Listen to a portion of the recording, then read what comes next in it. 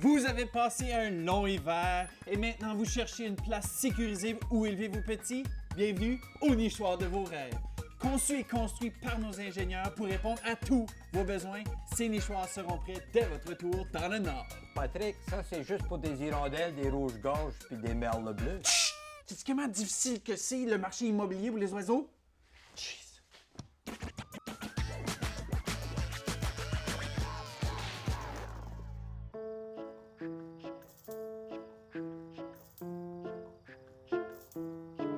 Quels oiseaux qu'on pourrait attirer qui seraient bénéfiques, qui iraient puis cueillir ou manger les insectes? La plus facile, c'est l'hirondelle. L'hirondelle revient chaque année à la même cabane jusqu'à est née. Les autres mangent beaucoup d'insectes. L'autre, c'est le merle bleu de l'Est. Lui, un petit peu plus difficile à attirer parce que c'est un oiseau qui est très passif. Puis l'autre, c'est le rouge-gorge. Ça fait qu'il y a-tu comme une cabane qui est bonne pour tout le monde? Non. La plus importante, c'est la grosseur du trou.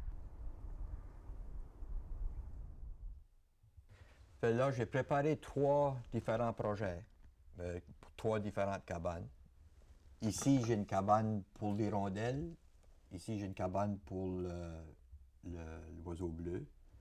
Puis là, j'ai une cabane pour le rouge-gorge.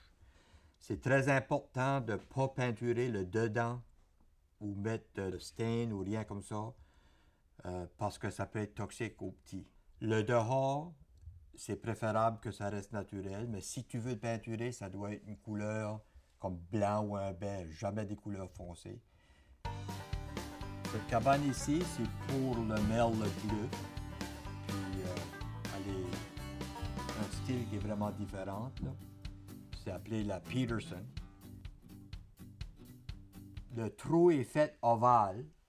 Le placement de cette cabane-là, c'est préférable entre 8 à 10 pieds de hauteur.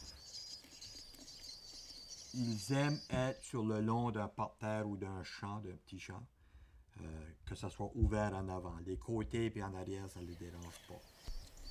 Et c'est un oiseau qui est en danger d'extinction. Okay, alors, la cabane d'hirondelle, le trou à 1,5 pouce, il est placé entre 4 et 6 pouces du plancher pour s'assurer que les petits ne sortent pas du trou avant le temps.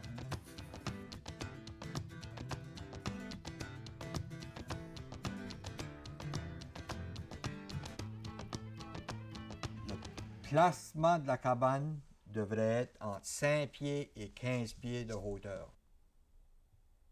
Depuis 1966, la population de l'hirondelle a baissé de 36 %. C'est pour ça que c'est important de leur donner un abri et essayer de les attirer dans nos cours.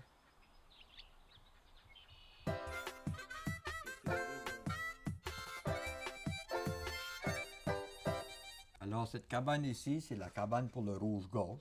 C'est simple.